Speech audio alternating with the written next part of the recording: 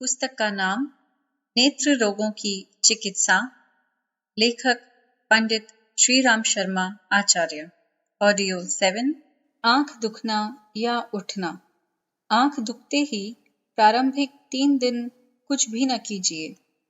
3 दिन पश्चात जब दोष पच जाए तो आंख स्वयं ही ठीक हो सकती है। अन्यथा पेट की खराबी दूर करने के लिए कोई हल्का जुलाब, कॉस्ट्रॉयल, सनाए, मुनक्का, कैस्ट्रोफिन, मैग्नीशिया लेना चाहिए। शरीर में दूषित स्टार्च विप एकत्रित होने से या प्रायः कफ के कारण यह रोग होता देखा गया है। अतः उपवास करना भी अच्छी दवा है। इसका प्रधान इलाज शरीर की सफाई है। एनिमा उपवास तथा फलाहार, दुग्धाहार से, रसदार फलों से 15 दिन तक अंदरूनी सफाई कीजिए। पौष्टिक क्रियाओं जैसे उड्डयन और नौली, धोती, नेति और वस्ती से अच्छी अभ्यंतरिक सफाई हो सकती है। रोगी को हल्का आहार लेना चाहिए, किंतु दूध, मक्खन, खजूर, मुनक्का और फलों की मात्रा में वृद्धि करनी चाहिए। प्रतिदिन उपवास में तथा फलाहार दिनों में गुनगुने पानी से एनिमा लेना चाहिए। साथ ही टहलना, हल्की कसरत और खेलना भी आवश्यक है। आंख बंद करके गर्म जल या सेंधा नमक के गर्म घोल से धोना चाहिए। आंख में जिरोल या लोटार्गल नामक दवाई की बूंदें डालना चाहिए। ताजा दूध आंख में डालने से रक्त, पित्त तथा वायु से उठी हुई आंखें ठीक हो जाती हैं। मोतियाबिंद। नेत्र की पुतली के पीछे कांच स्थित है, जिसमें होकर प्रकाश अंदर जाता है और नेत्र का कैमरा कार्य करता है। मोतियाबिंद से यह कांच धुंधले हो जाते हैं। जब लेंस इतना मलाच्छादित हो जाता है कि सूर्य की रश्मियों प्रकाश अंदर नहीं जा पाता, जब मोतियाबिंद पूरा हो जाता है। इस रोग का कारण प्रकृति के विरुद्ध मिथ्या खान पान, अप्राकृतिक रहन सहन, दूषित विजातीय पदार्थों की रक्त में मौजूदगी, कब्ज इत्यादि है। प्राकृतिक चिकित्सक कविराज महेंद्रनाथ पांडेय का विचार है कि मोतियाबिंद के इलाज में 5-6 दिन का उपवास कराएं। दूध, फलों और तरकारियों पर रहें। नाश्ते में अंगूर, संतरे का रस, दोपहर के भोजन में सब्जी का सलाद, अंजीर इत्यादि लें। रात्रि में भी सब्जी का रायता लें। उपवास में प्रतिदिन एनिमा से बड़ी आंत का संचित मल धोकर साफ कर दें, जिससे भूख खुलकर लगे। शतावरयादि चूर्ण या सप्ताभृत लोह, त्रिफलादि घृत आदि का सेवन करना चाहिए। कोई और दवा जैसे कांच रोग वाला सुरमा, मुक्तादि महांजन, सुखावतीवर्ती, चंद्रोदयवर्ती आदि नेत्र में डालते रहना चाहिए। इन अंजनों के विवरण को आगे देखिए। ग्लाउकोमा। जलीय अंश आंख में अधिकता से आ जाने के कारण ग्लाउकोमा रोग होता है। जलीय अंश के एकत्रित होने से नेत्र के गोले में तनाव होता है। नेत्र कड़े हो जाते हैं। रात्रि में दूर की वस्तुओं पर रंगीन गोले गोले से दिखाई पड़ते हैं। दृष्टि बहुत निर्बल पड़ जाती है। अंत में अंधापन सा हो जाता है। इस रोग में प्रायः बाल, भ्रुकुटी और कनपट्टी में थोड़ा बहुत दर्द हुआ करता है। यह विष दूषित रहन सहन, शरीर की सफाई की क्रिया उचित रीति से न होने के कारण या मल विसर्जन करने वाले अवयवों की निर्बलता से होते हैं। अधिक नेत्र परिश्रम, दुर्बल स्वास्थ्य, जल का अधिक प्रयोग, मूत्र यंग की कमजोरी, गर्मी से यह रोग होता है। प्रारंभिक अवस्थाओं में आसानी से यह रोग अच्छा हो जाता है। इसकी चिकित्सा एवं पथ्य मोतियाबिंद के समान ही होना चाहिए।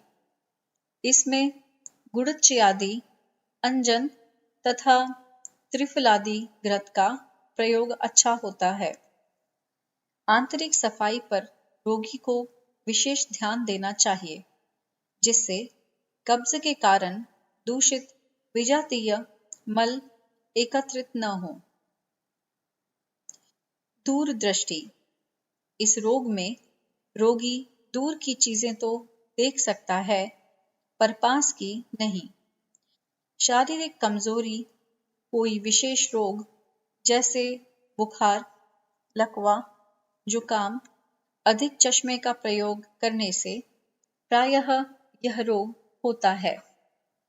ऐसे रोगी को स्वाभाविक भोजन पर आ जाना चाहिए।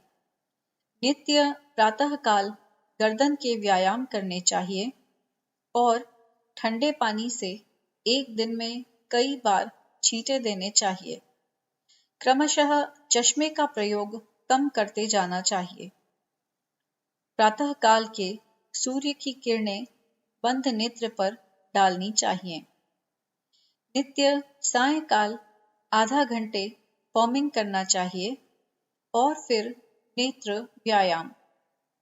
इसके पश्चात जितनी निकट हो सके उतनी ही निकट पुस्तक रखकर पढ़ना चाहिए, जिससे जोर न पड़े। मध्य में बार बार पलकें गिराकर नेत्र को विश्राम भी देते रहना चाहिए। इस प्रकार कुछ दिनों के अभ्यासों से चश्मा बिल्कुल छूट जाएगा। लघु दृष्टि। इसमें पास की वस्तुएं ठीक नजर आती हैं, किंतु दूर की कोई चीज साफ नहीं दिखती। मानसिक विकारों व उद्वेगों, मिठाइयों तथा उत्तेजक पदार्थों से शरीर में तरावट की न्यूनता से दुर्बल दृष्टि रोग होता है। रोगी प्रायः रंज फिक्र में फंसा रहता है। चिकित्सा में सर्वप्रथम भोजन को स्वाभाविक बनाइए और व्यर्थ की फिक्र छोड़कर शांत एवं प्रसन्न चित्त रहना शुरू कर दीजिए। केवल पढ़ने लिखने के समय ही चश्मे का प्रयोग कीजिए। 2-1 दिन कठिनाई होगी, फिर स्वयं नेत्रों की आदत पड़ने लग जाएगी। प्रातः उठते ही गर्दन ढीली करने वाले व्यायाम कीजिए और ठंडे जल से नेत्रों को खूब स्वच्छ रखिए। प्रातः साय 20 मिनट फॉर्मिंग कीजिए। बिना चश्मे के अपनी स्मरण शक्ति व कल्पना को बढ़ाने का प्रयत्न कीजिए। पलकें यथासंभव अधिक बार गिराइए। सूर्य की किरणों को 10 मिनट तक बंद नेत्रों पर लीजिए। यथाशक्ति घी, दूध, मक्खन, फल, तरकारियों का प्रयोग प्रारंभ कीजिए। डैरापन। इस रोग को दूर करने के लिए रीढ़ पर मालिश कीजिए। 20 मिनट तक दिन में 2 बार फॉर्मिंग तथा अन्य नेत्र कसरतें आवश्यक हैं और बीच बीच में विश्राम करते हुए पुस्तक पढ़ना चाहिए। यथासंभव सक्रिय जीवन, खूब टहलना, खूब घूमना फिरना जारी रखना चाहिए। त्रिफला चूर्ण आधा तोला मिश्री, 1 तोला शहद मिलाकर खाने से लाभ होता है। विकृत नेत्रों को लाभ पहुंचाने के उपाय। हरियाली से नेत्र पर अद्भुत रासायनिक प्रतिक्रिया होती है। हरे रंग से नेत्र ज्योति ठीक होती है। अतः यथासंभव हरे वृक्ष, हरी घास, हरियाली में समय व्यतीत कीजिए। अपने इर्द गिर्द भी हरे कागज का, हरे वस्त्रों का प्रयोग कीजिए। प्रातःकाल हरी हरी सुकोमल दूब पर नंगे पांव चलने से नेत्र ज्योति में वृद्धि होती है। प्रातःकाल हरी दूब पर पड़ी हुई ओस डालने से भी बहुत अच्छा लाभ होता है। सरिता या जलाशय में स्नान करते समय जल में आंखें खोलने से सफाई होती है। यह प्रातःकाल शीतल जल में ही करना उत्तम है। गर्म जल से लाभ की अपेक्षा हानि हो सकती है। दूध का इस्तेमाल बढ़ाइए। अधिक से अधिक दूध पीजिए। दूध, घी, मक्खन के प्रयोग से नेत्र में तरावट आएगी।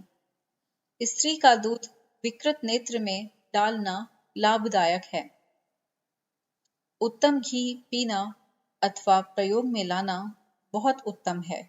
केवल एक इसी के प्रयोग से नेत्रों की कमजोरी जाती रहेगी। पांव के तलुओं से नेत्रों का गहन संबंध है। नेत्रों से पांव तक कुछ बारीक नसें गई हुई हैं। अतः यदि तलवों में तरावट पहुंचाई जाए तो बड़ा लाभ होता है। सरसों या तिल्ली के तेल से पांव के तलुए की मालिश प्रतिदिन रात्रि में करके सोना चाहिए।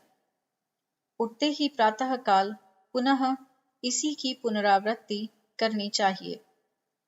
तलुओं में मेहंदी रचना भी लाभप्रद है। यथाशक्ति तलुओं को ठंडा रखना चाहिए। दांतों की सफाई पर उचित ध्यान दें। यदि दांत कमजोर हो जाएंगे तो नेत्र भी क्षीण होंगे। यदि दांतों की मजबूती बढ़ेगी तो नेत्र ज्योति भी तेज होगी। नेत्र रक्षा के लिए काजल लगाना बड़ा हितकर है। काजल किसी प्रवीण वैद्य से बनवा लीजिए या सुरमे का व्यवहार कीजिए। काजल और सुरमे के कुछ ऐसे रासायनिक तत्व होते हैं जिनके प्रयोग से विकार दूर हो जाते हैं। सुरमा तथा बढ़िया काजल नेत्र रक्षा के लिए जरूरी है। नेति करने से नेत्र की ज्योति क्षीण नहीं होती। नेति की यौगिक क्रिया को किसी जानकार से सीखना चाहिए। नेति क्या है? सूत की पतली डोरी को नाक के छेद में डालकर हलक में निकालते हैं और आंतरिक नाक की सफाई करते हैं। नेति करने से आंख की ज्योति बढ़ती है। यथासंभव नेत्र को ठंडा रखिए। नेत्र धोने के गिलास से धोइए। ठंडे पानी के छपके दीजिए। गुलाब जल भी नेत्र में डालिए। लंबी हरड़ गुलाब जल के साथ घिसकर छान लीजिए और इस लोशन को नेत्र में डाला कीजिए। पेट में कब्ज न हो जाए इसका बड़ा ध्यान रखें। मोतियाबिंद का कारण यह है कि उससे शरीर में मल विकार यथेष्ट मात्रा में भरा हुआ है और इसी से उसकी आंखों की नसों में मैल आकर जम गया है। अतः प्राकृतिक भोजन, साग, फल, तरकारियों पर आने से, ऊषापान करने से, दांतें साफ करने के लिए दिन में 2 बार एनिमा देने से और पेट की मालिश करने से पेट ठीक हो जाता है। इसका प्रभाव नेत्रों पर बड़ा उत्तम पड़ता है। स्वास्थ्य के साथ साथ दृष्टि स्वयं सुधरने लगती है। आंखों को यथाशक्ति विश्राम देने से, चमकीली चीजें न देखने से उनके तंतुओं का तनाव दूर कर देने का अभ्यास नित्य प्रति कुछ मिनट करते रहने से, शीर्षासन अथवा सर्वांगासन करने से, पौष्टिक भोजन से आंख भी यावत जीवन स्वस्थ और सतेज रहेंगे और हर आदमी ऐसा कर सकता है। पढ़ने में विशेष सावधानी रखिए। वास्तव में बारीक अक्षर नेत्र के लिए हितकर तथा मोटे हानिकर हैं। बारीक छपाई तो पढ़ने में कष्ट न मालूम हो तो वह सदा दृष्टि के लिए हितकर है, और जितनी धीमी रोशनी में पढ़ा जाए तथा पुस्तक आंख के समीप रखी जाए उतना ही उत्तम है। हमें हर रोज कुछ देर बारीक टाइप में छपी हुई किताब पढ़कर नेत्र कसरत करनी चाहिए, किंतु नेत्रों की पलकें मारते हुए ही अक्षरों के साथ बढ़ना चाहिए।